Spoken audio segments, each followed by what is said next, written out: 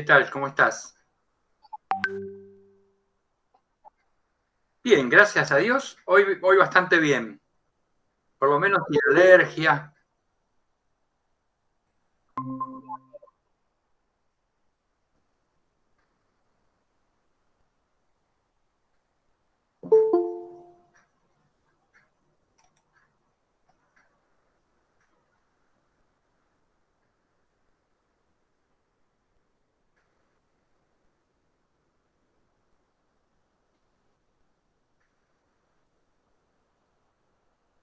¿Todos tienen que rendir político mañana o es solamente María?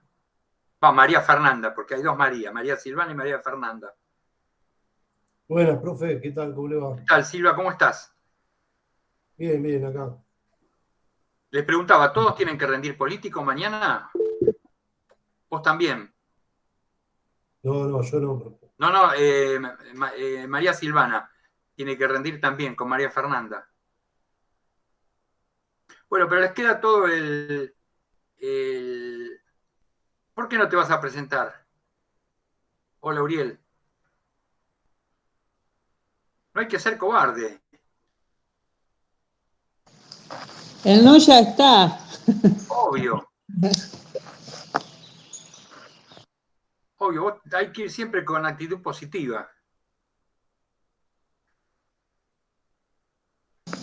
Lo que pasa, profe, que se juntó un montón. Entonces, como que yo por lo menos estudié todo, lo tengo, porque venía estudiando, pero no sé. Cuando empiezo a mirar es como que es mucho y no me acuerdo de lo primero. Y sí, se junta, se junta. Además que están cursando 4 materias ahora, ¿no? En el paquete este o 3. Yo 4, di 2, me faltan estos. Y sí, es complicado. 4 materias se hace pesado. Sí, yo me anoté en 4 y bueno, descuidé un poco Romano. Dejé las armas en la puerta de Roma, profe. No, Los libros. las armas nunca hay que dejarlas. Claro, bueno. Uno puede andar desnudo, pero no desarmado. Claro, eso es bueno.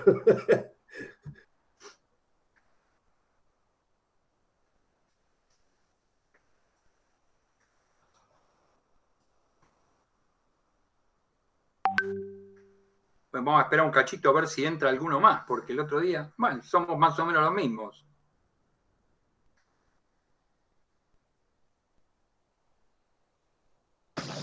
¿Somos muchos para darle el final, profe? Mira, es imposible saber la cantidad porque yo puedo saber cuántos podrían llegar a presentarse, pero no sé cuántos se van a presentar. Ah, Porque en total en el curso hay 239. un montón. Promovidos habrá, no sé, a lo mejor 70, 80. Quiere decir que habría como 150 para presentarse, pero no sé cuántos se van a presentar. Eso es impredecible. Claro.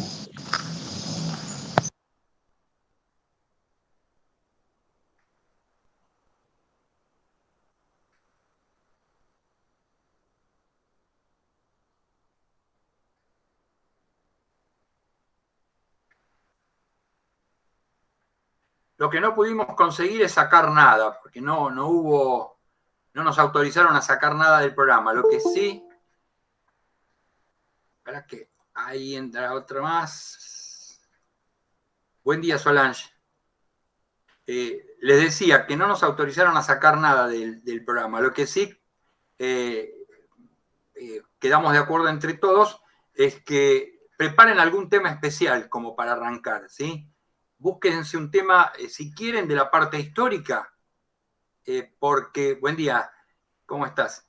Si quieren de la parte histórica, prepárense un tema piola, que ustedes lo dominen, porque entonces si ustedes presentan un tema de la parte histórica, ya como que hay 3 unidades que quedarían englobadas en ese tema, ¿sí? Quedamos de acuerdo en que íbamos a dejar elegir un tema para arrancar. que si tocan uno de la parte histórica, ya no creo que le vayamos a hacer otra pregunta, al menos yo personalmente no, sobre la parte histórica. Con eso ya quedarían 3 o 4 unidades juntas. ¿Sí? ¿Qué sería lo mejor de esa parte, profe? Cualquier tema, fuentes en un periodo o las magistraturas, desarrollar algo de las magistraturas, ¿sí? Todo eso, cualquiera de esos temas es importante. Bueno. Toman un periodo histórico y eligen no elijan todos el mismo, traten, ya que están ustedes siempre estudiando así y comunicándose, traten de elegir temas distintos, porque también eso va en contra de la gente. ¿Sí? Si vos pasás y me hablas de un tema, y viene el otro atrás y me habla del mismo, y viene otro atrás y me habla del mismo tema. Entonces, uno va haciendo comparación y dice, bueno, este habló bien, este no habló tan bien. ¿Sí? Y ahí se empiezan a notar las diferencias. Sí.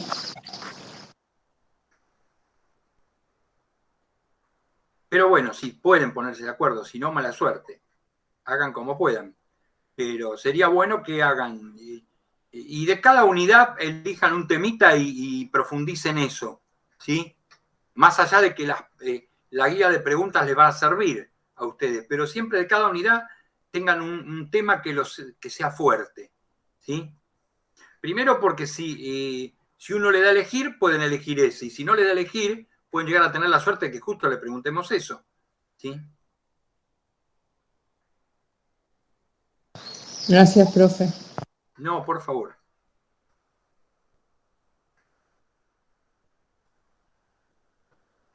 Bueno, ¿cómo quieren hacer hoy? ¿Quieren que hagamos como el otro día, ir pasando las preguntas y más o menos darle un pantallazo como hice el otro día? ¿O quieren hacerme preguntas que tengan dudas?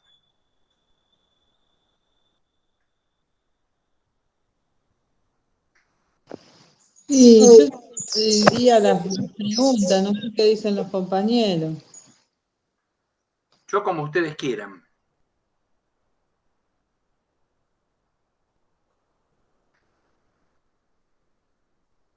Parece que no opinan.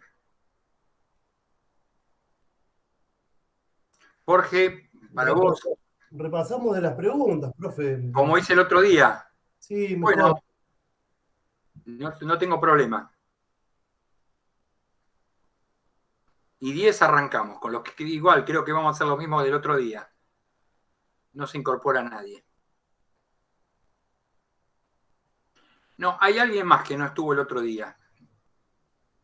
Porque hoy somos 7, el otro día éramos 6 conmigo.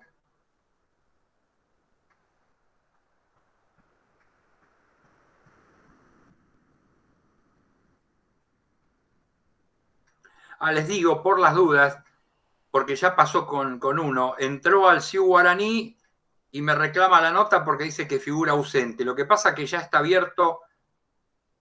Sí, Uriel, voy a hacer eso. A medida que voy viendo, si ustedes tienen alguna duda con esa pregunta, la ampliamos, no hay problema.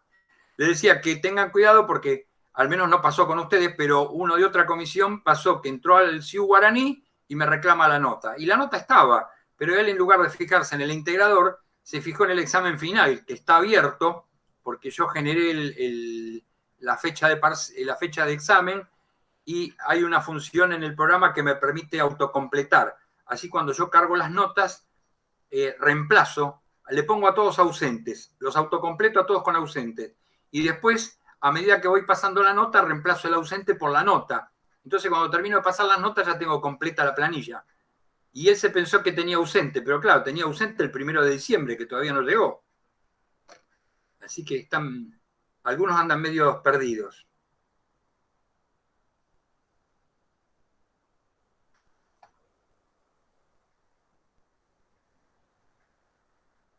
Las notas en el CIU van a estar cargadas ese mismo día, el 1.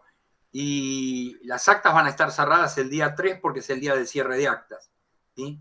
Pero probablemente las notas ya las podamos subir el 1 mismo.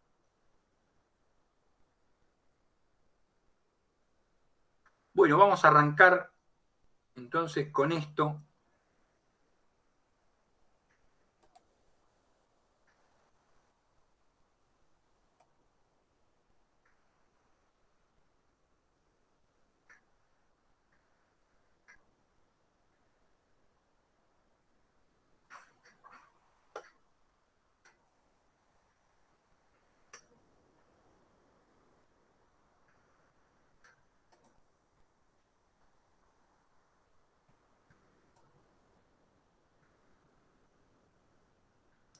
Bueno, ahí se ve más o menos bien. Estas dos preguntas primeras las vimos el otro día, creo, porque en el listado que tenía era un listado viejo y figuraban en la primera parte tanto los elementos naturales como los elementos esenciales, como los elementos accidentales, o sea, la 1, la 2 y la 4. ¿Sí? ¿Recuerdan eso? Sí, profe, sí, eso está. Bueno, acuérdense que naturales porque están naturalmente en el negocio jurídico y son dos, vicios redivitorios y garantía de evicción. Esenciales porque son indispensables para la existencia del negocio jurídico. Si falta uno de los elementos censos, el negocio jurídico no se configura. Y ahí tienen el objeto, la manifestación de la voluntad, la forma y la causa. ¿Sí? Explican brevemente cada uno de ellos. Y el cuarto, los accidentales, se llaman accidentales porque no están siempre en el negocio jurídico, sino que deben ser incorporados voluntariamente por las partes y de común acuerdo para modificar, diferir o supeditar los efectos de un acto jurídico, como la condición, el plazo y el modo o cargo. ¿Sí? Ahí habíamos visto que condiciones, supeditar los efectos de un acto jurídico a un acontecimiento futuro e incierto. Y habíamos dicho que condiciones hay suspensivas y resolutorias, positivas y negativas, causales, potestativas y mixtas. ¿Sí?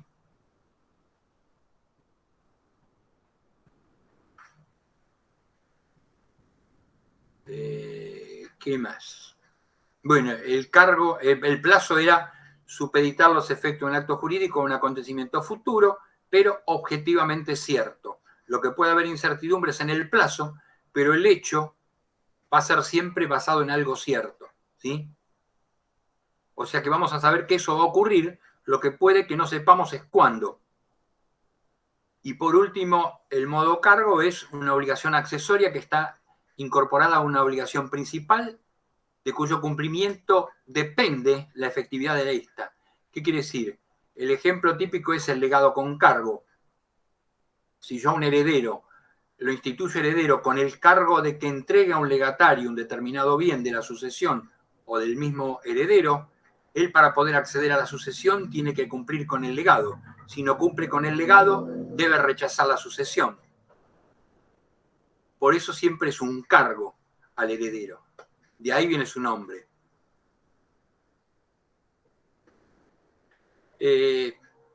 La tercera, la tutela, también la habíamos visto, porque estaba incorporada en ese primer listado. Era fuerza y poder sobre un hombre libre que en función de su escasa edad no puede dirigir su persona ni administrar sus bienes. Y era cuando un romano quedaba en condición de sub iuris en la menor edad, ¿sí? Siendo impúber, entonces quedaba bajo la tutela de alguien. ¿Por qué? Porque quien ejercía la patria potestad sobre él había fallecido o se había tornado incapaz. Entonces ahí tenían tres formas de discernir la tutela, que son la testamentaria, la legítima o orden de prelación otorgado por la ley, y la dativa, que es la que entregaba el pretor.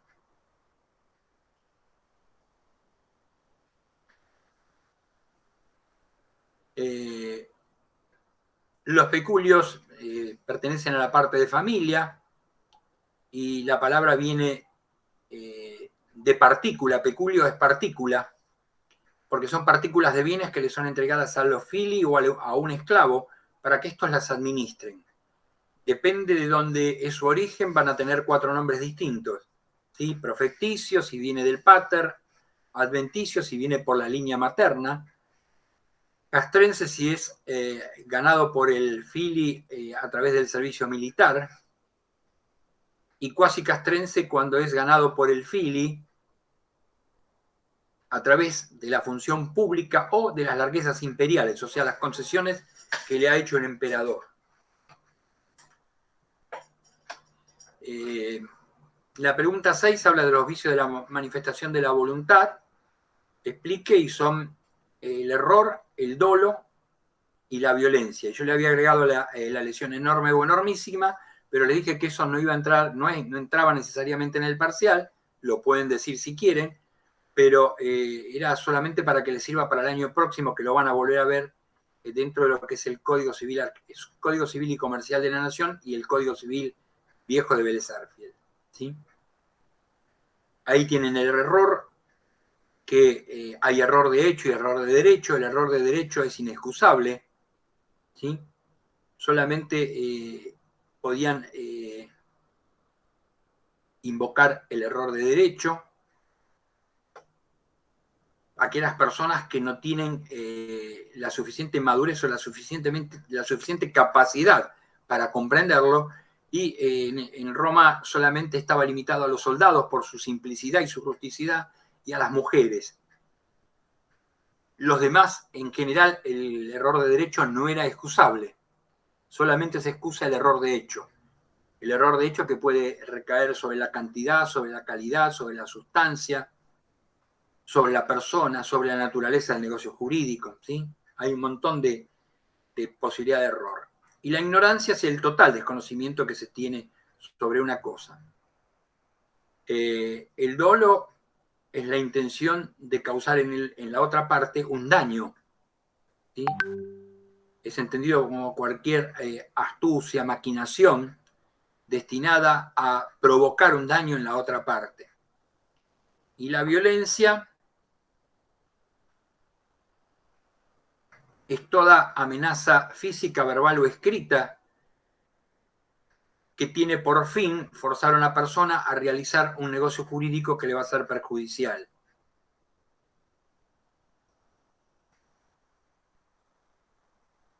La octava habla de la adopción y la novena de la abrogación. Son dos formas de entrar a la familia. Son muy parecidas. En realidad, algunos hablan que la abrogación es una forma de adopción, ¿sí? Pero lo que cambia acá es la naturaleza de la persona o la condición jurídica de la persona que ingresa de una familia en otra. Cuando uno adopta una lieni iuris que sale de una familia y entra en la misma categoría en la otra, ¿sí? Hay dos tipos de adopción, una adopción plena y una adopción minusplena. La adopción plena es la adopción por parte de los ascendientes, y la adopción minusplena es por otra persona que puede o no ser de la familia. La adopción no se parece a lo que es en la actualidad, pero hay algo, los nombres sí, pero no el sentido, porque hoy la adopción plena no se concibe, ¿sí? Con ese alcance, porque sería permitir que los abuelos adopten a un nieto, y estaríamos suprimiendo un vínculo natural para crear un vínculo jurídico, ¿sí? Cuando ya los abuelos tienen un vínculo natural o biológico.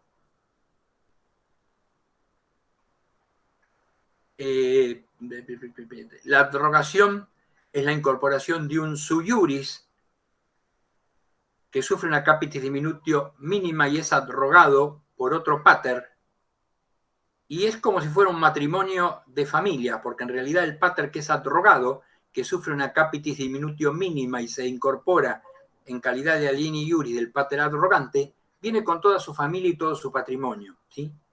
Tiene requisitos para poder un pater abrogar, y es que tenga más de 60 años y que no tenga hijo varón en condiciones de sucederlo en la jefatura grupal. Además, tiene que ser de igual o mejor clase social que el pater abrogado, y tiene que tener mayor patrimonio que el pater que va a ser abrogado, para que no se considere que es una captación patrimonial el tema de la abrogación, ¿sí? La pregunta 10 habla de la clasificación de los negocios o los actos jurídicos. Explique brevemente. Bueno, ahí es muy sencilla esa. Tienen negocios unilaterales, bilaterales, onerosos, gratuitos, intervivos, de última voluntad, negocios causales, negocios abstractos, ¿sí? Esa es muy sencilla la clasificación. La pregunta 11 habla de la curatela. La curatela es muy similar a la tutela, pero acá está dirigida a proteger a una persona que ha quedado en condición de sui iuris y que por problemas mentales no puede dirigir su persona ni administrar sus bienes. Ahí vamos a tener dos formas solamente de discernir la curatela, que es la forma legítima y la forma dativa. No hay curatela testamentaria. Y lo importante acá es que hay que diferenciar tres calidades de personas que son sujeto o que son objeto de la curatela en Roma. El primero es el furiosus, que estaría equiparado a lo que es al demente, ¿sí? Es una persona que puede tener intervalos lúcidos en los cuales sus actos van a ser plenamente válidos, que puede llegar a revertir la situación y recuperar la razón, para diferenciarlos del mente captus o mente cautiva, que es aquel que tiene una alienación permanente de sus facultades y no goza de ningún intervalo lúcido, y tampoco va a tener posibilidad de recuperar la razón en momento alguno.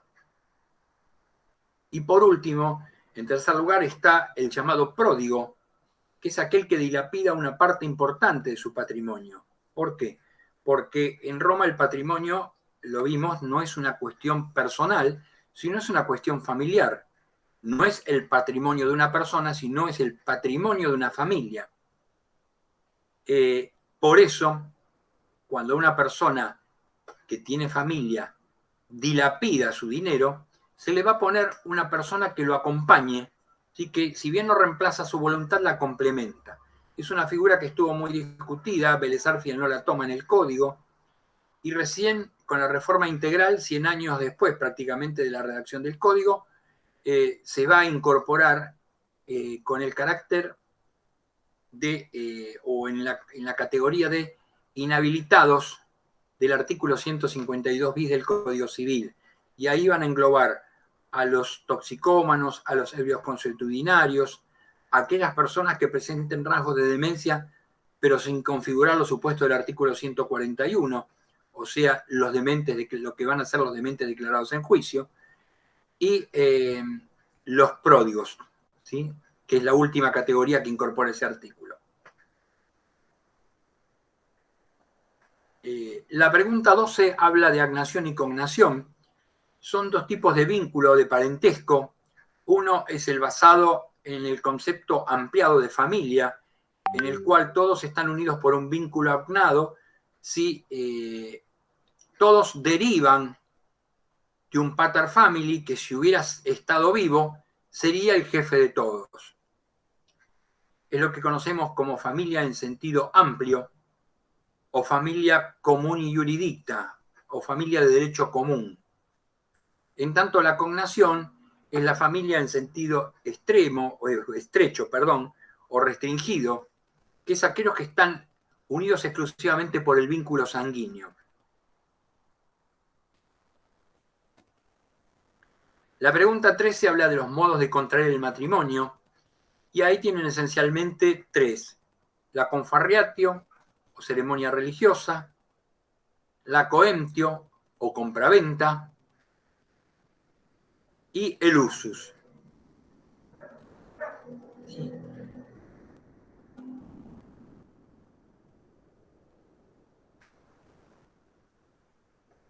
¿Estamos bien hasta acá?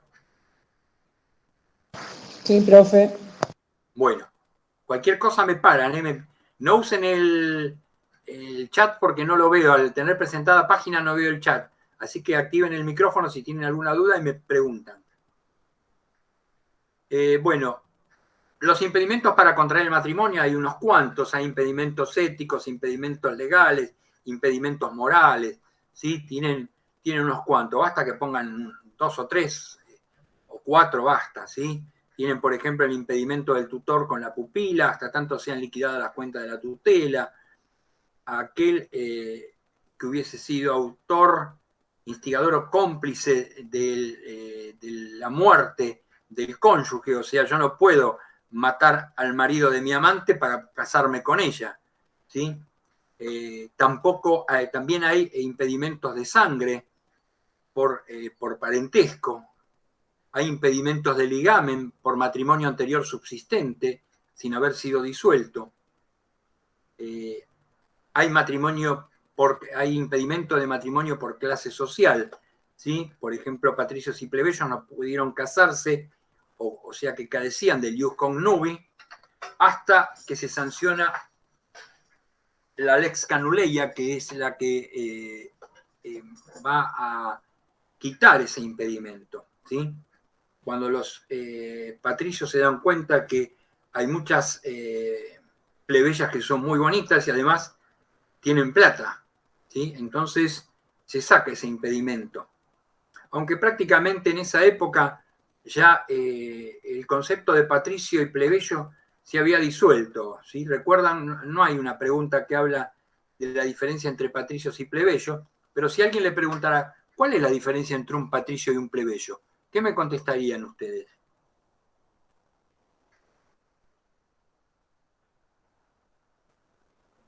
Que tiene que ver con el tema de la gens, de la línea de sangre, que bueno, los patricios eran los descendientes de las Bueno, primeras gens que había de las tribus. bueno, pero en realidad ese concepto es un concepto muy arcaico, de principios de la monarquía en realidad, que no dura tanto tiempo. ¿Por qué? Porque si fuéramos a ese concepto, veríamos que Tarquino Prisco, que es el quinto rey de Roma, era plebeyo, porque no es originario de Roma. Tarquino Prisco inclusive no tiene nombre romano, sino que adopta la tria nómina cuando viene a Roma. Lo que pasa es que era un tipo de mucha guita.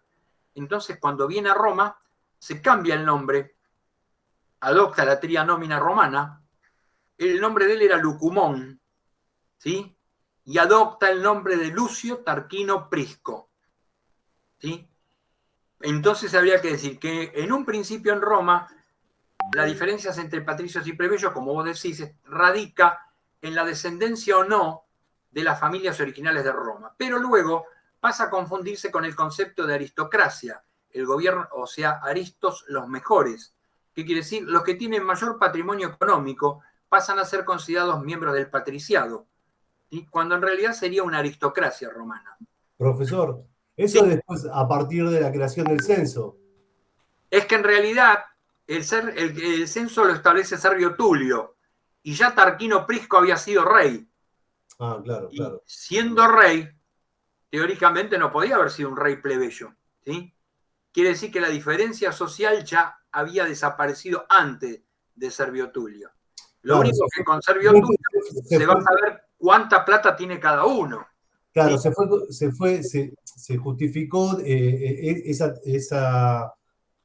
esa parte de la historia se justificó con la ley de las 12 tablas, o sea, con el conflicto plebeyo-patricio, o sea, ahí tuvieron que En realidad, hacer pasar la ley, ya las estaba. 12 tablas es el resultado del conflicto. Es uno de los resultados del conflicto patricio-plebeyo, ¿sí? Pero tengan en cuenta eso, que si alguien le pregunta, diga que en realidad no es algo terminante, ¿sí? Porque si no sería suponer que un rey Roma, que un plebeyo llegó a ser rey de Roma, ¿sí? Cuando en realidad ya el concepto de patricio estaba asociado al concepto de aristócrata, ¿sí? Aristocracia es el gobierno de los mejores en el sentido económico, ¿sí? Sí, o sea, ellos podían, también tenía que ver, profe, que usted había explicado que, bueno, o sea, los comerciantes y la gente de plata que pagaban sus propios estudios y eso se veía a la gente que venía, los griegos, traían esas clases Claro, los griegos fueron utilizados como pedagogos, claro, ¿sí? Como docentes de los romanos. ¿Por qué? está bien, Porque eran una sociedad mucho más culta que la romana, ¿sí? está bien. Bueno, ¿dónde estamos? 14, los impedimentos, decíamos. Sí, bueno, con los impedimentos ya los habíamos visto. La pregunta 15 habla de las obligaciones. Concepto de obligaciones es un vínculo jurídico en virtud del cual una persona denominada deudor se haya constreñida, esa palabra no se la olviden nunca, constreñida, a realizar una determinada prestación a favor de otra denominada acreedor. Esta prestación puede consistir en un dar, en un prestar o en un hacer, ¿sí? Según el objeto van a tener obligaciones genéricas, específicas, ¿sí? Alternativas, facultativas, divisibles e indivisibles. La pregunta 16 habla de la mora del acreedor. Explique, pago por consignación. En realidad la mora del acreedor se configura cuando el acreedor se rehúsa a recibir de manos del deudor la obligación debida o la prestación debida, ¿sí? ¿Por qué digo prestación debida y no digo prestación? Porque el acreedor no está obligado a recibir algo distinto a lo convenido, ¿sí? Y el pago por consignación es la forma que se concibe para que el deudor, ante un acreedor reticente a recibir la prestación, no quede a su vez en mora, porque si no, si yo quiero pagar y no me lo reciben, pero tampoco hago nada para forzar el pago, voy a quedar en mora también, ¿sí? Entonces, el pago por consignación se produce cuando el acreedor se muestra reticente a recibir la prestación debida, el deudor, para liberarse de la obligación, consigna el pago en un lugar público, ¿sí? Sellado y lacrado, generalmente un templo, ¿sí?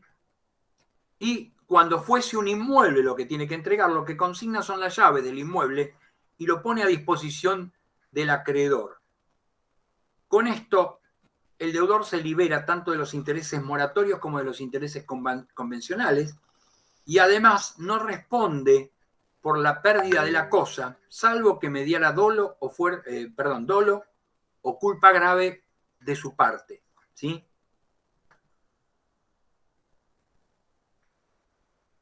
La 17, tengan en cuenta porque hay algunos, yo creo que les dije, que esa clasificación de modo de distinguir obligaciones no está, creo que en el manual de Derecho Privado de Alfredo Di Pietro. Entonces, los que sigan ese libro a lo mejor no lo encuentran, pero sí está en los otros. Está en Di Pietro, en Iglesia, en Argüello. Y opecepciones significa a través de excepciones o por medio de excepciones. Y es un medio por el cual, si bien no se extinguen todos los efectos de una obligación, el deudor va a estar dotado de una excepción, por eso se llama a través de excepciones, va a estar dotado de una excepción para oponerse al avance de una acción intentada por el acreedor. ¿Sí? Y acá habla de concepto, sería ese, y explique la transacción. La transacción es extinguir una situación litigiosa o dudosa haciéndose las partes concesiones recíprocas. ¿Sí? Muy, muy sencilla la definición. Prácticamente es la definición textual que figura en el Código Civil de Vélez Arfiel, por ahí por el artículo 700 y pico, creo. ¿Sí? Recuérdenlo. Extinguir una situación litigiosa y o dudosa, haciéndose las partes concesiones recíprocas. Por eso cuando negociamos estamos transando. Hoy cuando hablamos de tranza, transar es, también se asocia con conciliación.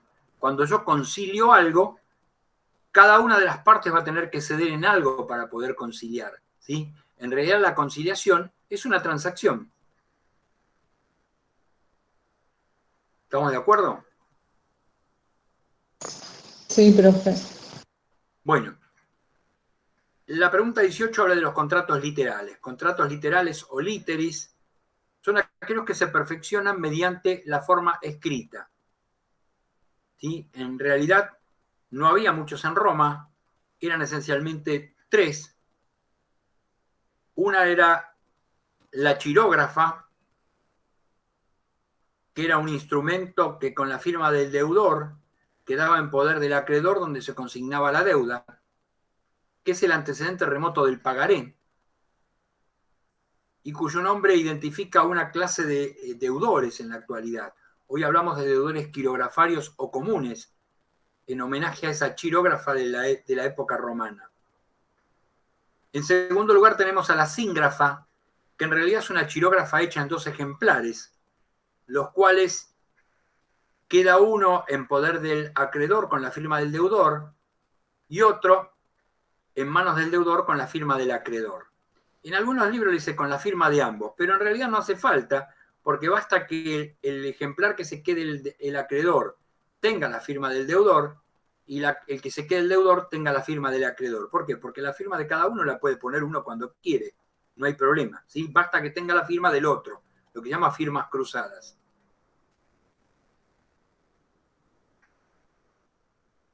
Y por último, la nómina transcripticia, que está basada en la costumbre del Pater Family de llevar la administración familiar en 2 libros, uno llamado Codex,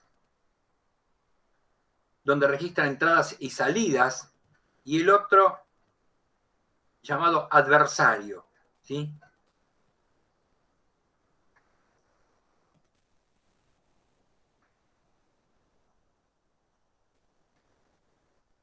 La pregunta 19 habla de la sustitución hereditaria. Estamos ya en la parte de sucesiones, y sustitución hereditaria es una cláusula inserta en un testamento por el cual el testador designa un heredero sustituto para el caso de que aquel instituido en primer término no pueda o no quiera acceder a la sucesión.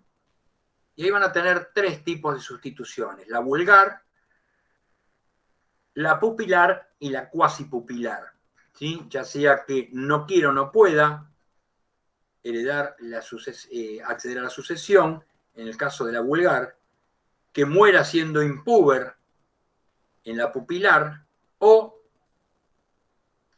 que muera sin recuperar la razón, un demente.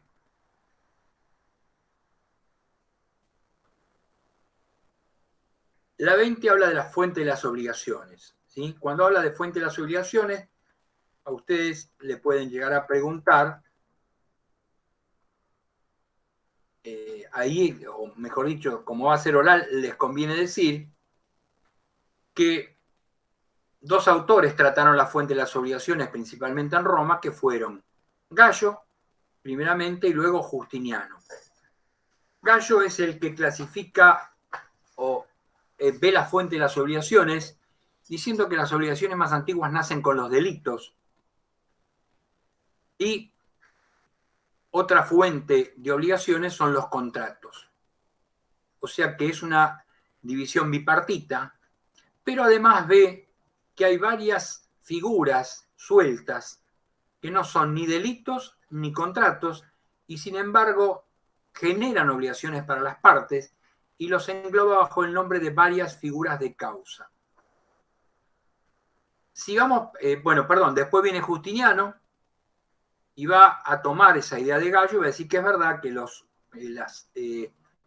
las obligaciones más antiguas son las nacidas de un delito, porque cuando uno comete un delito inmediatamente nace la obligación de reparar el daño cometido sobre la víctima, ¿sí? Pero hay cosas que se parecen a los delitos sin serlo, porque carecen principalmente de dolo, y los va a llamar cuasi delitos. Y agrega, también es verdad que la otra fuente primitiva de las obligaciones son los contratos, pero que va a haber ciertos hechos o ciertos actos que se van a parecer a los contratos sin serlo, y los denomina cuasi contratos. Precisamente los cuasi delitos y los cuasi contratos son esas varias figuras de causa que Gallo no llegó a discernir o a diferenciar, ¿sí? Cuando acá le dice explica los delitos, van a decir que los delitos son todo acto ilícito reprimido con una pena. No se puede desarrollar brevemente cada uno porque son generalmente, sobre todo el furtum, tiene muchas variantes, pero pueden tomar cualquiera de ellos para hablar. El furtum guarda una similitud muy grande con el hurto actual, y es cuando una persona se apodere legítimamente de una cosa total o parcialmente ajena sin mediar fuerza en las cosas ni violencia en las personas. Y van a tener 4 tipos de furtum: furtum manifestum, furtum no manifiesto, furtum oblatum y furtum concepto. Además, el furtum podía caer sobre las cosas y era furtum rei, sobre la posesión de las cosas y era furtum possessionis, o sobre el uso de la cosa y era considerado el furtum usus. ¿Sí?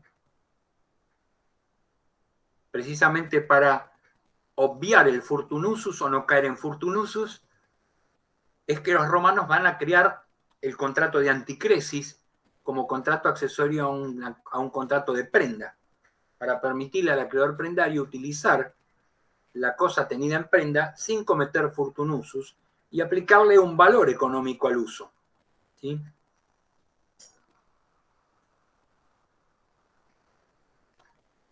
La pregunta 21 habla de los medios ipso iure de extinguir obligaciones, el concepto. Decir que una obligación se extingue ipso iure o la extinción ipso iure se produce cuando, dado un determinado supuesto, se extinguen todos los efectos de una obligación, no quedando nada subsistente. Lo importante es eso, se extinguen de pleno derecho todos los efectos de una obligación, no dejando nada subsistente. Ahí tienen como ejemplo típico el pago, ¿sí? Que es el exacto cumplimiento de la obligación debida, pero acá les piden que explique la novación, que es otro modo ipso iure. Y habrá novación cuando se decida extinguir una obligación preexistente, creando en su lugar otra nueva obligación que la reemplaza. O sea, matamos una obligación para dar nacimiento a otra. Para eso, obviamente, las partes tienen que estar de acuerdo, tienen que haber lo que se llama animus novandi, ánimo de generar algo nuevo, y se tiene que incorporar en esta nueva obligación algo distinto a la anterior. ¿Sí? Pueden cambiar las personas, se pueden incorporar plazos, fianzas. ¿Sí? Algunos autores dicen que lo único que no se podía cambiar es el objeto, otros dicen que sí.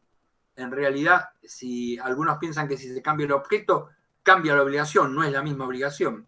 ¿Sí? Pero siempre hay que remarcar el hecho de que debe haber siempre algo de nuevo en esta obligación. Por eso se llama novación, porque el término viene de novus novi, que es lo nuevo. Tiene que haber algo nuevo en esta obligación. ¿Estamos bien? ¿Vamos bien? Sí, profe. Bueno, la pregunta 22 habla de los contratos verbales o contratos verbis.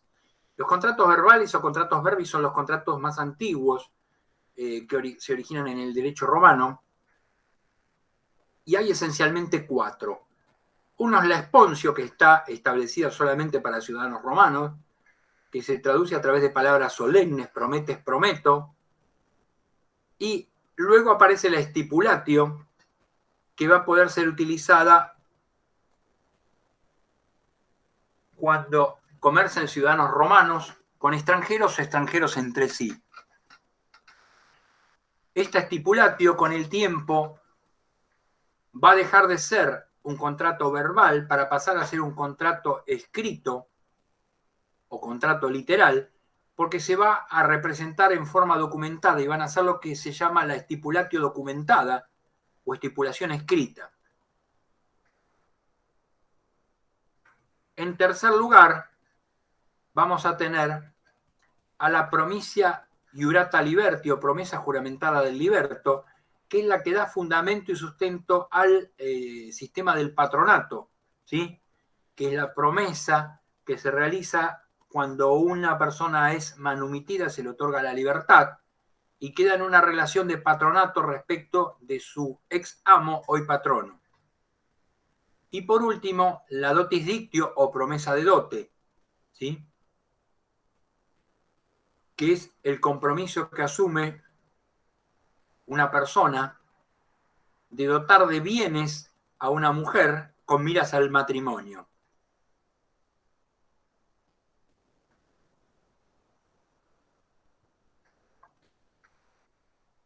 La 23 habla del testamento, concepto y clases.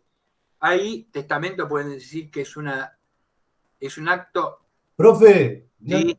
la dictio dotis era la promesa que le hacía el hombre a la mujer, ¿no? No, no. La dotis dictio es lo que tiene que prometer el padre o alguien en nombre de la mujer a los padres del marido, ¿sí? O sea, es la promesa de darle una dote. ¿Por qué? Porque la dote es lo que tiene que llevar la mujer al matrimonio para mantener la futura unión, ¿sí? Está No bien. al revés. Claro, está bien, claro. Ah, ¿Por el qué? tema Porque la familia de ella se está desembarazando de ella y otra familia se va a tener que hacer cargo. Entonces le tienen que dar bienes suficientes como para mantenerla. Claro, claro. Ahora entendí. Claro, está bien. Yo pensé que era al revés. No, no, no. Estamos con los testamentos. Bueno, es un acto jurídico solemne de última voluntad. Con esto de solemne, los libros dicen así, pero en realidad fíjense que si vamos a los testamentos especiales va a haber solemnidades que no se van a respetar, entonces eso de solemne tiene sus excepciones, ¿sí? Por regla general es solemne, ¿por qué? Porque hay formas establecidas que deben ser contempladas, ¿sí? Pero en algunos casos se van a flexibilizar, que es el caso de los testamentos especiales.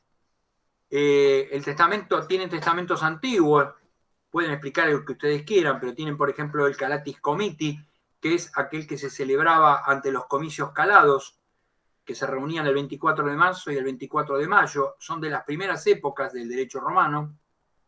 En segundo lugar, tenían el testamento Peraes et Libran, que se hacía con la intervención del libripens, el señor del cobre y la balanza, ¿sí? Y con presencia de testigos. Después van a venir los testamentos improsintu, o sea, en formación de combate, antes de entrar en batalla. El testamento hológrafo in mano, que es el testamento que una persona da escrito de su puño y letra. El testamento tripartitum, el testamento pretoriano, ¿sí? Tienen varios testamentos para elegir. Y la diferencia con los testamentos especiales que es que en los testamentos especiales va a haber una flexibilización en algunos casos y en otras una rigorización, o sea, un agravamiento de los rigores para su celebración. Y ahí tienen el testamento en tiempo de peste, que se va a flexibilizar el tema del emancipatio, de la unidad de acto, para que todos los testigos no estén presentes en el mismo momento y en el mismo lugar.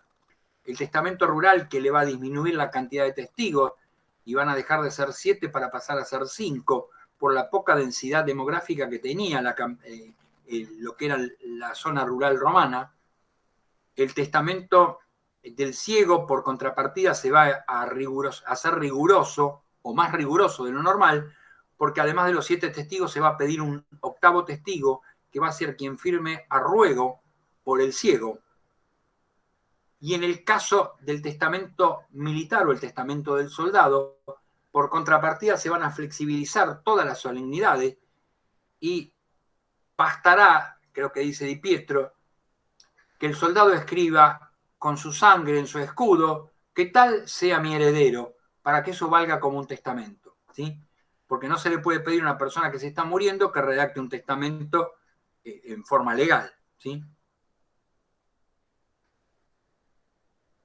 Bueno, la 24 habla de las obligaciones, ya vimos el concepto, y acá según el vínculo va a ser según el vínculo jurídico que las regule. Ahí vamos a tener obligaciones civiles si están regidas por el derecho civil y van a estar dotadas de acción por el derecho civil, acciones naturales si han perdido esa exigibilidad jurídica, acciones honorarias si son dotadas de acción en función de equidad por el pretor, no estando contempladas en el derecho civil, acciones de estricto derecho, si lo que se reclama con la acción está claramente especificado ya en la obligación, o sea que no admite interpretación alguna, y acciones bona fide son aquellas cuyo incumplimiento, perdón, obligaciones bona fide son aquellas que el incumplimiento de las mismas no está claramente especificado en la obligación y por lo tanto van a ser necesaria la interpretación del juzgador para establecer el monto. Por ejemplo, una obligación nacida de un delito es una obligación bona fide. ¿Por qué? Porque no, o puede ser, ¿no? Porque supongamos que una persona daña a otro. El quantum del daño no va a estar establecido en la obligación, sino que lo va a tener que establecer el juzgador.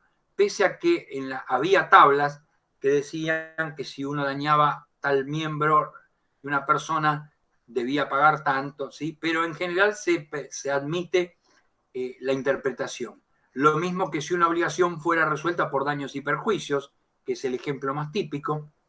Cuando una obligación debe resolverse por daños y perjuicios, esa obligación es una obligación típicamente bona fide, porque va a ser el juzgador quien va a establecer el daño emergente, que en algunos casos puede estar bien determinado, pero en otros no, y el lucro cesante, si existiere, que en la mayoría de los casos no va a estar establecido de antemano, ¿sí?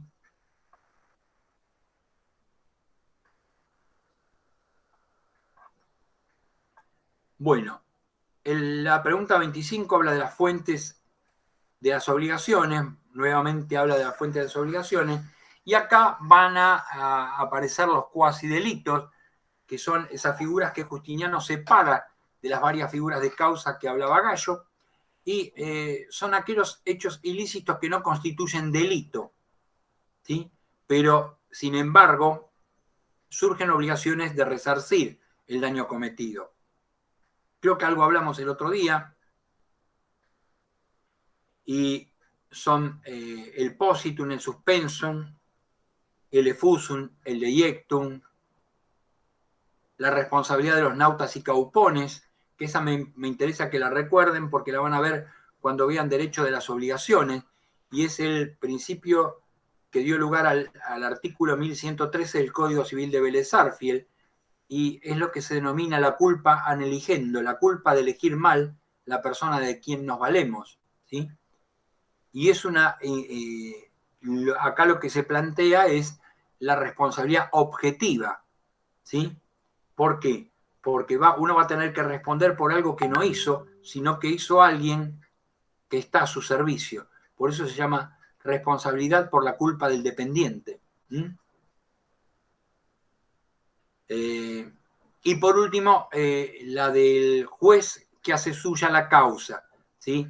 Que es cuando un juez se inclina dolosamente por una de las partes. La pregunta 26, esperen, voy a tomar un poquito de agua. Esperen que voy a salir, no va a ser cosa que haya alguien. No, no hay nadie esperando. No.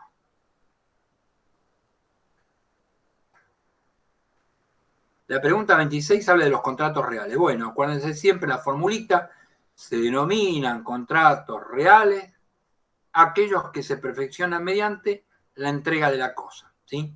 Recuerden que todos los contratos van a tener como rasgo característico el consenso, o sea, el consentimiento recíproco de las partes, pero en cada uno, salvo en los consensuales, que solo el consenso los perfecciona, se va a exigir algo más, forma escrita, palabras solemnes, o en este caso, entrega de la cosa, ¿sí? Ahí van a tener el mutuo, la prenda, el comodato y el depósito. Si le piden que explique el mutuo es un préstamo de consumo por la cual una persona denominada mutuante entrega a otra, denominada mutuario, una cierta cantidad de cosas consumibles y o fungibles para que pasado un determinado tiempo le devuelva la misma cantidad y calidad de cosas. Con el tiempo se va a admitir que a esa cantidad de cosas se le aplica un interés que los romanos van a llamar usurae, ¿sí? Por la cual la persona del mutuario va a tener que devolver la misma cantidad más una cierta cantidad extra en concepto de intereses, ¿sí? Esos intereses van a constituir lo que se denominan los frutos civiles que produce una cosa. ¿Estamos bien?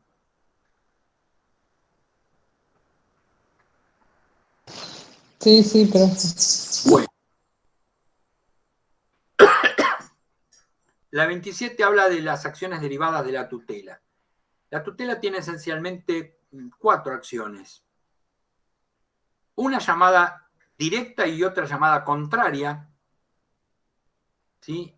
La directa va a ser la que va a tener el pupilo con respecto a su tutor para reclamarle algo que hubiese hecho mal al liquidarse las cuentas de la tutela.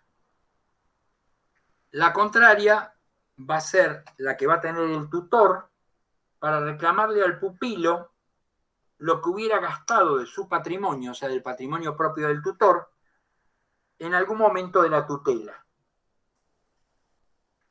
Por eso se llama una directa y otra contraria, porque una va de pupilo a tutor y la otra va de tutor a pupilo, como si fueran las dos caras de una moneda. Después también va a haber una actio suspecti tutoris, o acción para suspender al tutor, cuando éste hubiese desempeñado mal el cargo para el cual fue elegido. ¿Sí? Esta acción tenía carácter infamante, porque ser elegido tutor de una persona era una distinción, y traicionar la confianza que le fue depositada era considerada una situación infamante.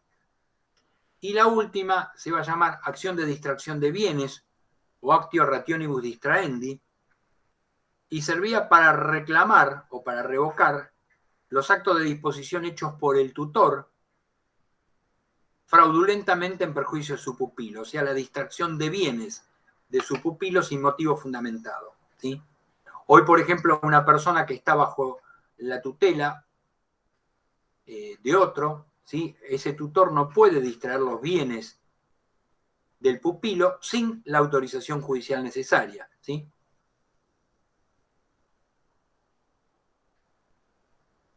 ¿Estamos bien?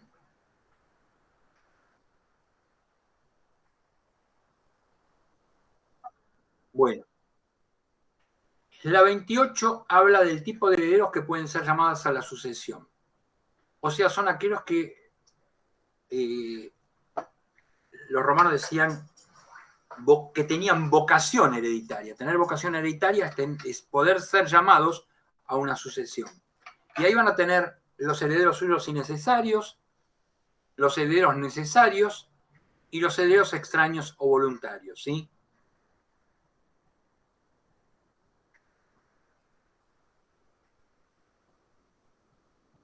Recuerden que los herederos suyos y necesarios gozan del ius abstinendi, el derecho a abstenerse a recibir la sucesión, que en un principio no lo tenían, gozan del derecho de acrecer y el derecho de representación.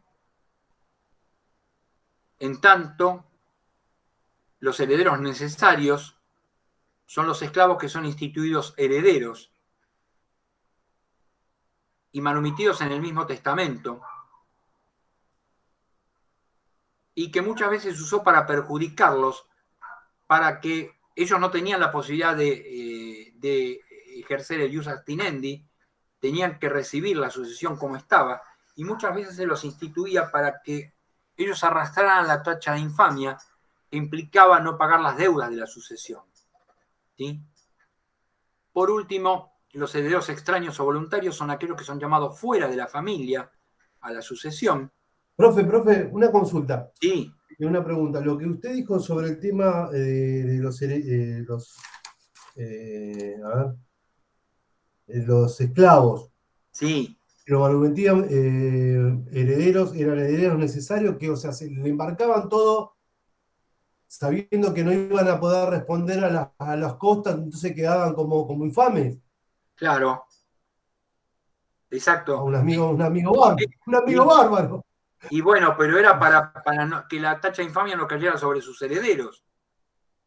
Era una forma de eludir claro, eso. ¿Sí? Total, jodemos un esclavo, no pasa nada. Claro, ahora entendí. Claro, me fue rápido y me quedó sonando eso. Claro, porque si no hacen eso, la tacha de infamia le puede caer a la familia. Claro, sí, perfecto. Bueno, y le decía, los herederos extraños o voluntarios son aquellos que son llamados de fuera de la familia a la sucesión, van a gozar de lo que se llama el beneficio de inventario, y van a poder rechazar la sucesión, pero no van a gozar de derecho de acrecer, salvo que fueran instituidos. El derecho a crecer sí, pero no van a poder, el derecho a crecer sí, porque si son instituidos dos y uno no puede, el otro aprovecha. Lo que no van a tener es el derecho de representación, que quiere decir el derecho a acudir un hijo en representación de un padre premuerto, ¿sí? Si murió, ese heredero sonó, van a quedar solamente los otros herederos. El derecho de representación solo se da en la línea recta. La pregunta 29 habla de la testamenti factio, es la capacidad para hacer testamento, dicen algunos, pero en realidad hay dos testamenti factio, una activa, que es la capacidad para dar testamento y para transmitir por testamento. ¿Por qué? Porque la testamenti factio activa la tiene que tener el testador en dos momentos, al momento de dar testamento y al momento de morir y transmitir sus bienes, ¿sí? Por eso fue que se creó la ficción de la ley Cornelia, porque si no, al momento de morir una persona era esclava, el testamento ya no era válido, ¿sí? Y por la parte pasiva era la capacidad que debía que tener una persona para ser heredero, legatario o testigo en un testamento.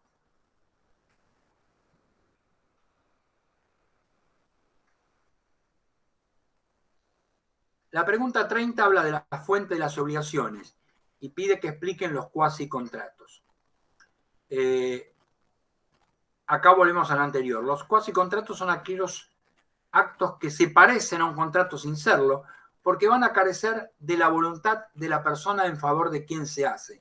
No digan que carecen de consentimiento, sino que carecen del consentimiento de la persona en favor de quien se hace. Pero va a haber otro que va a prestar el consentimiento, pero que no va a tener ni el poder ni el mandato necesario para ello, ¿sí? La figura típica es la de la gestión de negocio, que es cuando una persona obra en favor de otra sin mediar poder ni mandato de éste, ¿sí? Es como, digamos, el comedido que hace algo a favor de otro sin que se lo pidan. Todas estas obligaciones cuasi contractuales están supeditadas a que la persona en favor de quien se hacen tome los actos como propios, ¿sí? Y yo creo que les dije que existe en la actualidad un llamado gestor, una figura llamada gestor procesal, que precisamente es la figura que puede invocar aquel que representa a alguien en un proceso, pero que no tiene poder ni mandato de la parte, ¿sí? Supongamos que yo soy abogado patrocinante de otro, los determinados escritos, si no están firmados por las partes, no tienen valor. Pero si yo de urgencia necesito presentar un escrito con firma de parte y no lo tengo porque se me fue de viaje, yo puedo invocar la figura del gestor procesal y hacer valer el derecho de él, pero eso que estoy haciendo yo está supeditado a que dentro de un determinado tiempo que lo establece el Código Procesal, esa persona venga y tome como propios los actos que yo hice. Fíjense que fueron tan ingeniosos los que redactaron el Código Procesal que le pusieron al artículo el número 48, precisamente es el muerto que parla, como si una persona que no está hablara a través de otro, ¿sí?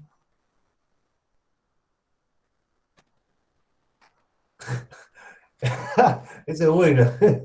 Claro, porque en realidad vos estás hablando por otro, pero no tenés el poder del otro. Pues si vos tenés el mandato o el poder del otro, perfecto. Pero acá estás hablando por alguien que no te dijo que hables por él. Pero se usa, no digo que sea muy común, pero se usa porque hay cosas que, aun cuando lo tengas, no digamos que se fue de viaje, pero que se te vence un plazo y no puede venir el tipo a firmarte algo. Bueno, vos invocás la figura del gestor procesal, pero tenés que estar seguro. Profe, Sí. el tema que él tiene que ratificar porque cuando vuelva de viaje. Exacto. Y después creo que tienen un plazo. 60 días. 60 días. Y creo que también había, en procesar, lo habíamos estudiado, que también se puede hacer una sola vez en esa cuestión. ¿Vos decís una sola vez en el proceso? una vez en el proceso se puede, creo que era así, ¿no? No sé. No estoy, espera, me pusiste en la duda, pero creo que no, pero espérate que miramos el código, espera, pues no nos podemos quedar con la duda.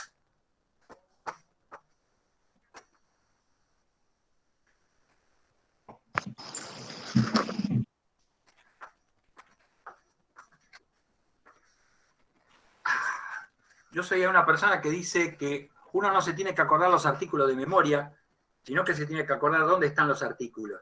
Porque Eso, la memoria puede fallar. eso le iba a preguntar, ¿cómo sabe dónde buscarlo? ¿Cómo sabe a dónde lo tiene que buscar?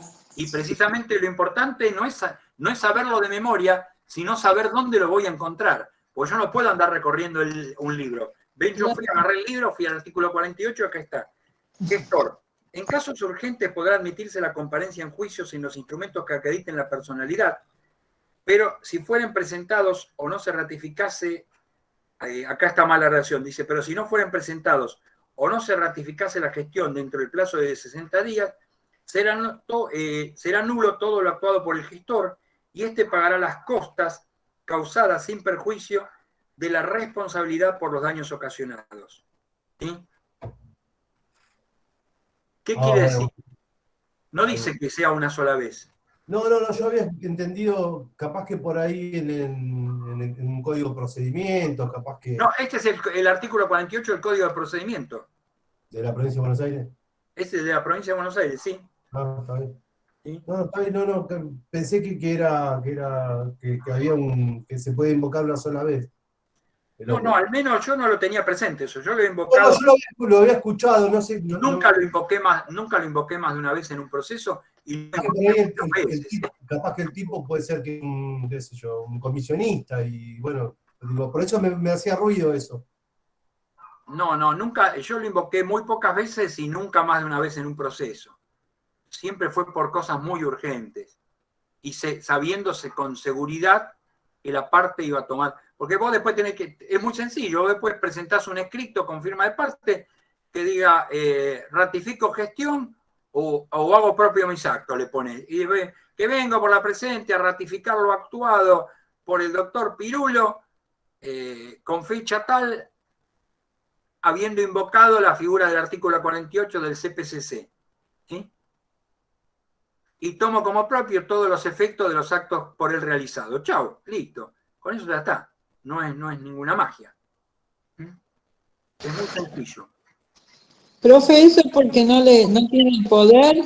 Claro, porque si vos actuás por poder, por ejemplo, en un juicio laboral no hace falta, porque cuando vos actuás por la parte actora en un juicio laboral, tenés carta poder laboral. Entonces vos podés mandarle fruta de todo lo que vos quieras con tu firma. Ahora, en otro tipo de juicios, en donde normalmente no se actúa por poder, ¿sí? No se puede en algunos casos darle el poder. Sí. Es más, hay de personas que yo tengo un poder general judicial que me han dado. Entonces yo puedo hacer por ellos todo, claro, menos lo que me prohíbe el Código de Procedimiento. Por ejemplo, no puedo absolver posiciones por una persona física. ¿Sí? Por todo lo demás lo puedo hacer. ¿Sí? Está bien. Es conveniente darle el poder a todos.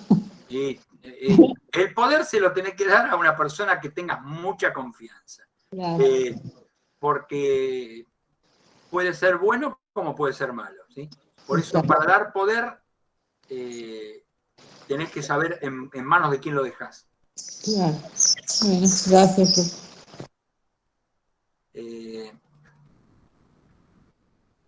Bueno, la 31 habla del caso fortuito y la fuerza mayor. Concepto de cada uno. En realidad el concepto de los dos sale de un mismo texto. Dice, caso fortuito es aquello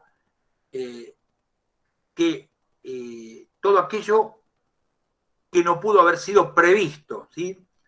Fortuito quiere decir de fortuna, algo que ocurrió imprevistamente. O sea, todo aquello que no pudo ser previsto. Y fuerza mayor sería aquello que aún siendo previsto no pudo ser evitado. ¿Sí? Yo pude prever qué va a pasar, pero no había forma de evitarlo. ¿Sí?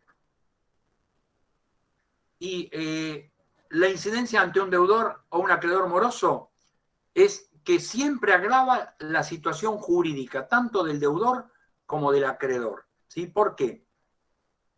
Porque el deudor no se va a poder eximir del cumplimiento de la obligación si se encuentra en mora, aun cuando el incumplimiento se produzca por caso fortuito o fuerza mayor. ¿Sí? ¿Se entiende esto? Y le doy un ejemplo. Si yo tengo que entregar un caballo hoy y no lo entrego y me voy mañana a andar a caballo y me atropella un auto, ¿ese incumplimiento me va a ser imputable?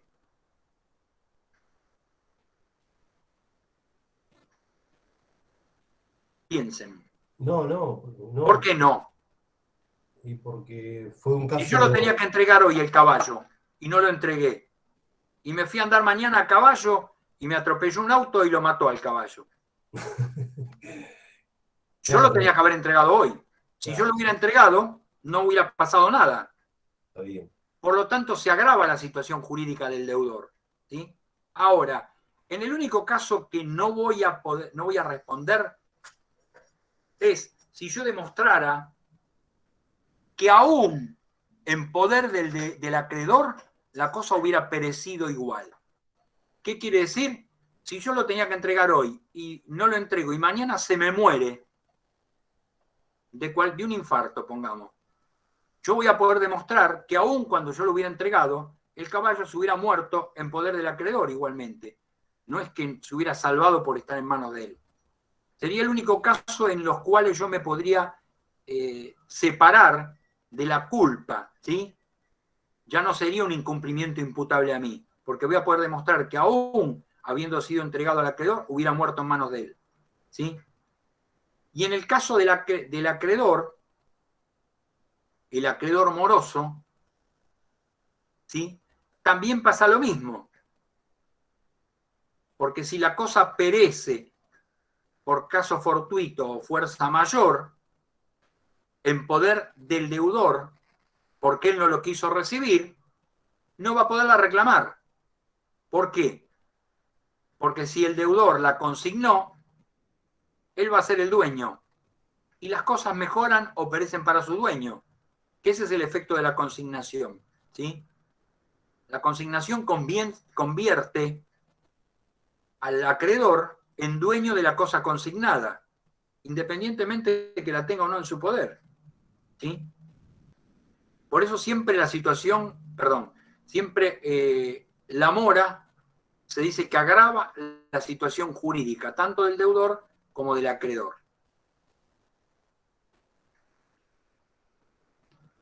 ¿Sí?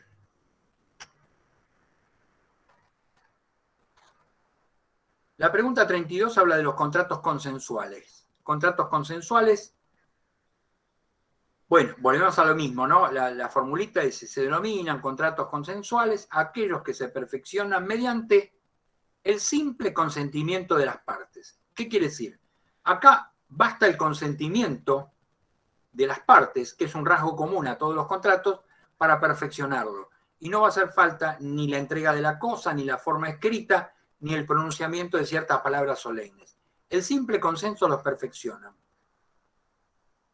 Acá van a tener esencialmente 4 tipos de contratos. No se pueden explicar los 4 porque son contratos largos. A lo sumo podrán decirle, bueno, dígame algo de uno, ¿sí?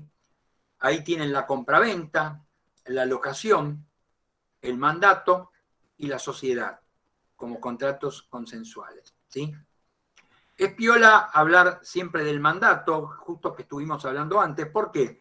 Porque el mandato tiene una figura cuasi contractual paralela, que es la gestión de negocios. Entonces podemos hacer una comparación entre una figura contractual y una cuasi contractual. ¿Por qué? Porque habrá mandato cuando una persona denominada mandante encargue a otra denominada mandatario y éste acepte realizar algo por su cuenta y orden, ¿sí? Entonces ahí tienen las dos figuras, mandante y mandatario, y en la gestión de negocio van a tener solamente al gestor de negocios, ¿sí? Y no al quien encarga. ¿Por qué? Porque precisamente falta la manifestación de la voluntad de la persona en favor de quién se va a hacer eso. ¿Sí?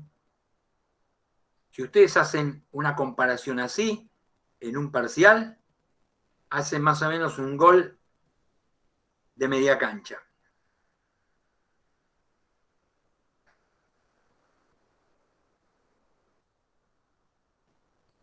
¿Estamos bien? Sí, profe. Bueno.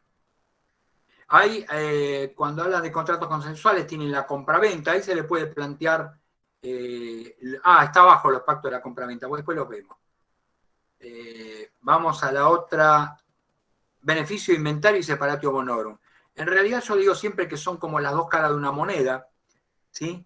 El beneficio de inventario le va a permitir a los herederos inventariar la herencia o el patrimonio hereditario para ver si la herencia es superavitaria o deficitaria. ¿Por qué? Porque si se confundieron los patrimonios del heredero con los del causante, las deudas del causante podían avanzar sobre el patrimonio del heredero. Entonces, para protegerlo de eso, se crea el beneficio de inventario, que es la posibilidad de inventariar los bienes a través de un tabulario, ¿sí? Y durante el tiempo que dure este inventario, va a estar en las condiciones de lo que pregunta la pregunta 37.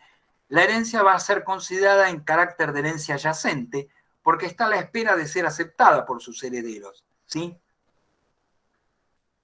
En cambio, la separatio bonorum la van a poder pedir los acreedores del causante para impedir la confusión de los patrimonios del heredero con los causantes, con el del causante, perdón, y de esa forma impedir que los acreedores de los herederos o del heredero avancen sobre los bienes del causante hasta tanto ellos no hubieran satisfecho sus créditos.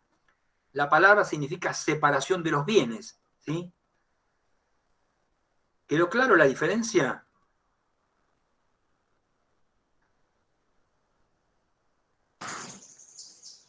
Creo que sí, profe. Bueno. La 34 habla de la bonorum possessio hereditatis, o posesión de los bienes hereditarios. ¿Se acuerdan que es esa, la habíamos definido como una institución complementaria y correctiva de la hereditas, mediante la cual el pretor le otorga a los herederos que la soliciten y que no pueden acceder a ella a través del derecho civil? Por eso se considera una posesión de los bienes hereditarios basada en el ius honorarium o derecho pretoriano, ¿sí? Porque el pretor se la puede entregar a través de dictos o a través de decretos, y ya sea siguiendo las tablas del testamento, contrariando las tablas del testamento, o en ausencia de las tablas del testamento, y lo que sería una bonorum possessio hereditatis ab intestato, ¿sí?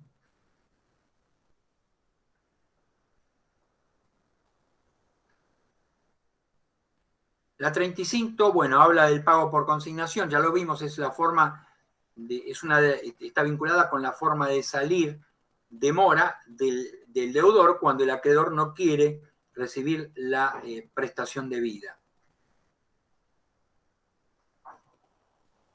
La pregunta 36 habla de los legados, concepto y clases, y ahí tienen una disposición de última voluntad, inserta en un testamento o en un codicilo confirmado con cargo al heredero, para que a la muerte del causante o del testador permita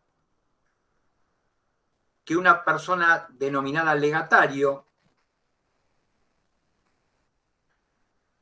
reciba o tome un bien que puede ser tanto del patrimonio hereditario como del patrimonio del causante o aún de un tercero, ¿sí?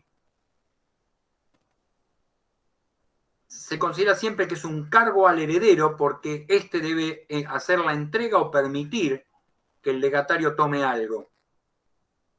Y hay 4 tipos, uno llamado legado per vindicationem o legado de propiedad, un legado llamado de condena o per damnationem, un llamado legado de permisión o sin endimodo y un legado anticipado o llamado legado per praeceptionem.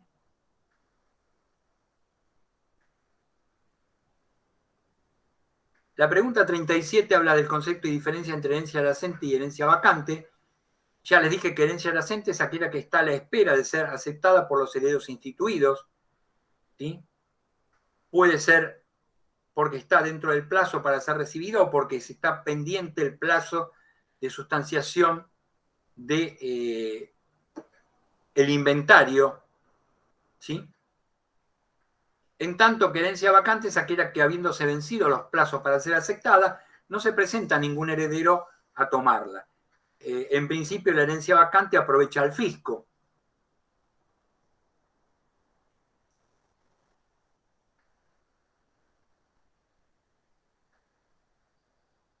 La 38 habla de obligaciones según el sujeto. Explique.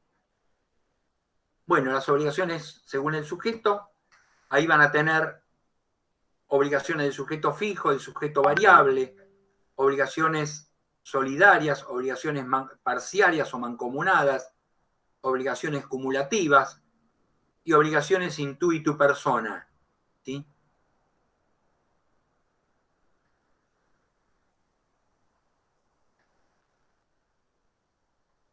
La pregunta 39 habla de la legítima, el concepto y la evolución de la misma. La legítima es una porción indisponible para el testador y que está reservada a los llamados herederos suyos innecesarios. Nace con la cuarta falsidia, o sea que es una cuarta parte de los bienes hereditarios, evoluciona hasta llegar a un tercio, para terminar siendo de la mitad de los bienes hereditarios cuando hubiese 4 o más herederos.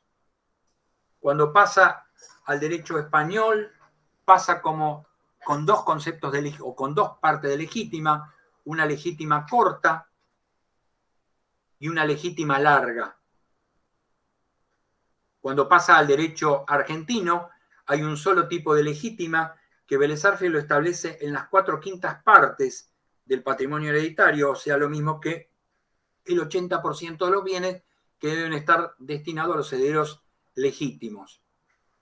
En la actualidad, el Código Civil y Comercial de la Nación, a partir del 2015, lo redujo a las 2/3 partes de los bienes hereditarios, con lo cual un tercio queda para que el testador disponga libremente de él.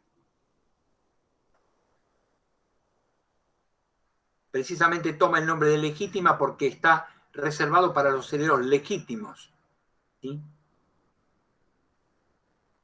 La pregunta 40 habla de los pactos de la compraventa, explique al menos 3 de ellos, y ahí tienen, por ejemplo, la lex comisoria, que es la que permite rescindir o dejar sin efecto un acto jurídico cuando no es integrado debidamente el precio convenido y dentro del plazo convenido. El pacto de displicencia, que es lo que yo le dije que es la propaganda de Sprayet, ¿sí? Satisfacción garantizado, le devolvemos el importe, es que el comprador de una cosa tenía un plazo durante el cual podía devolverla si ésta no reunía los requisitos que él consideraba que debía reunir la cosa, y se le debía devolver el importe. Precisamente displicencia significa estar conforme, ¿sí? Otro llamado pacto indien adictio o pacto de mejor comprador, que es aquel en el cual el vendedor se reserva la facultad de rescindir la operación si dentro de un determinado plazo se presenta otra persona que mejora las condiciones ofrecidas por el comprador. Y después están los pactos de retrovenda y el de retroemendo, que recíprocamente van a obligar al comprador a readquirir la cosa o al vendedor. En un caso va a ser así, en un caso el comprador se va a reservar el derecho a readquirir la cosa pasado un determinado tiempo y por el mismo valor. Y en la otra, el vendedor se reserva la facultad de obligar al comprador a readquirir la cosa pasado un determinado tiempo y por el mismo valor. En realidad son exactamente iguales, pero acá el que se reserva la facultad en el caso del comprador es de adquirirla y en el caso del vendedor es de que se la vuelva a comprar el vendedor, ¿sí? Es como si las facultades estuvieran cruzadas. Esos serían los 5 pactos que hay. Y por último, la llamada acción pauliana, revocatoria o de fraude, es una acción destinada a revocar los actos fraudulentos destinados a provocar la insolvencia del deudor para no responder a las deudas frente al acreedor. Es una acción que va dirigida a los terceros que entraron en posesión de los bienes y solo va a proceder cuando el acto que se ataque sea un acto a título gratuito, sin importar que el adquirente de la cosa a título gratuito sea de buena o de mala fe, y va a atacar a aquellas personas que entren en posesión de la cosa a título oneroso solamente cuando se pueda probar que existe mala fe por ella, y para probar la mala fe debemos probar que existe un concilio fraudatorio con el deudor. ¿Cuándo se va a considerar que existe un concilio fraudatorio? Cuando el estado de insolvencia de la parte, ¿sí?, o sea, del deudor, fuera notorio. Como si dijéramos, todos sabíamos que este tipo estaba endeudado hasta las orejas y sin embargo yo negocié con él igual.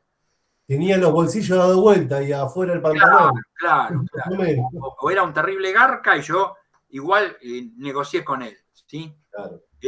Le dije que esa acción pauliana pasa al derecho civil argentino. En el Código Civil de Vélez Arfiel estaba a partir del artículo 961, y precisamente en el Código Civil se le reserva solamente a los acreedores quirografarios, ¿sí? Bueno, creo que con esto más o menos hemos dado un pantallazo bastante general. ¿Les quedó alguna duda?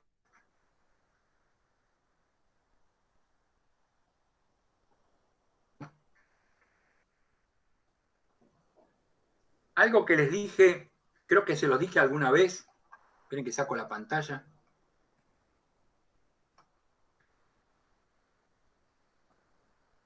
Creo que se los dije alguna vez, pero se los vuelvo a repetir.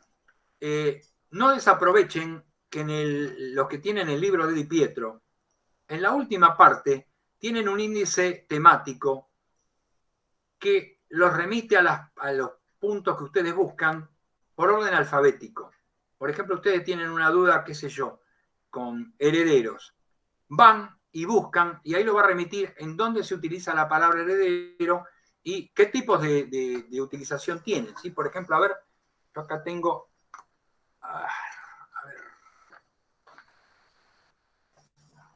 Yo tengo acá, por ejemplo...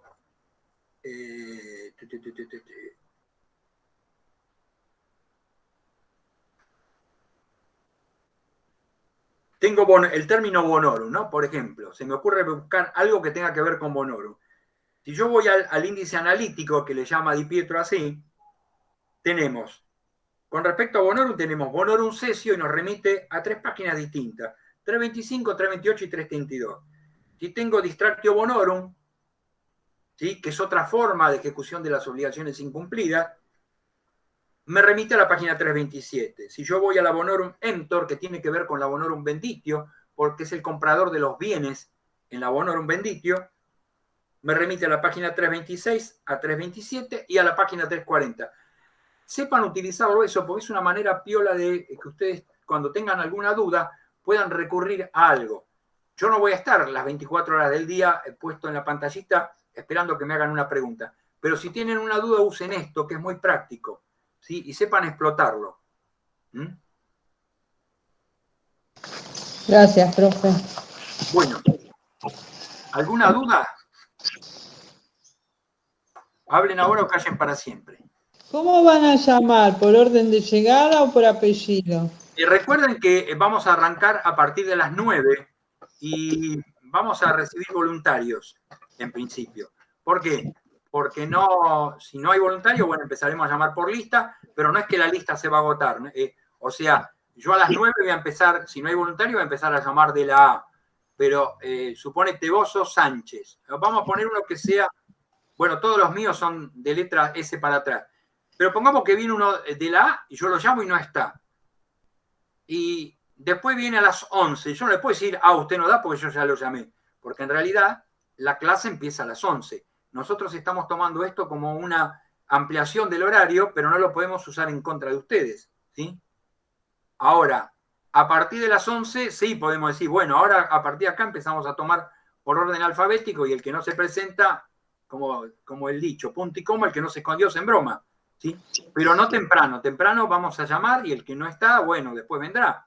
¿Sí? Profesor, una consulta, porque ahí estaba mirando yo con respecto al grupo de WhatsApp y había unas chicas que pasaban la información, los PowerPoint que usted me enviaba, y hay algunos que ya no están ahí dispuestos. Y yo estaba preguntando, por ejemplo, la unidad 7 que estaba mirando, sobre reales, bueno, no me acuerdo de cuánto. Sí. Derechos patrimoniales. No la Sí. encontré. ¿Usted podía reenviar todo eso a un mail? Sí, pero para mí es muy complicado. María, vos no tenés, María Silvana, vos no tenés todo eso.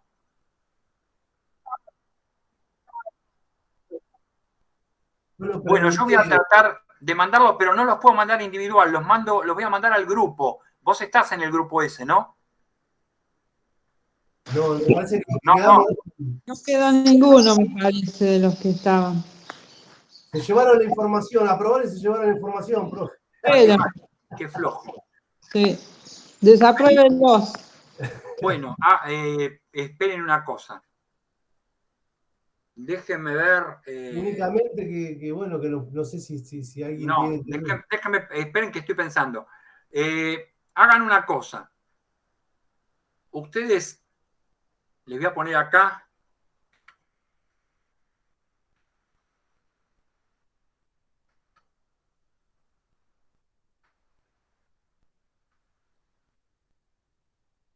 Ahí en el chat le puse mi mail.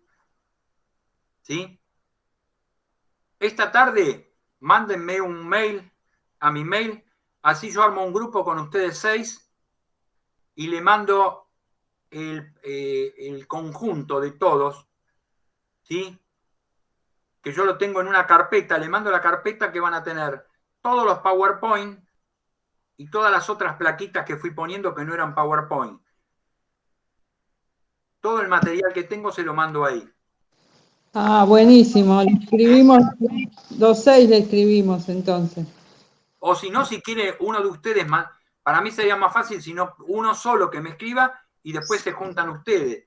Si como quieran, háganlo como quieran. Bueno, en el grupo. A ver si lo voy a poder mandar esta noche. Bueno, profe, gracias. Bueno. Gracias, profe. ¿Alguna otra pregunta? Sí, yo. Diga. ¿Hay posibilidad de elegir el profesor que nos tome? No, eso no. No se puede. No. O no elegir, por lo menos a alguien, a una no. No se puede. No, pero no la tomen así, porque Susana es re divina. Lo que pasa que ella viene de otra facultad, ¿no? Ella hace muchos años que es docente, pero en otras facultades.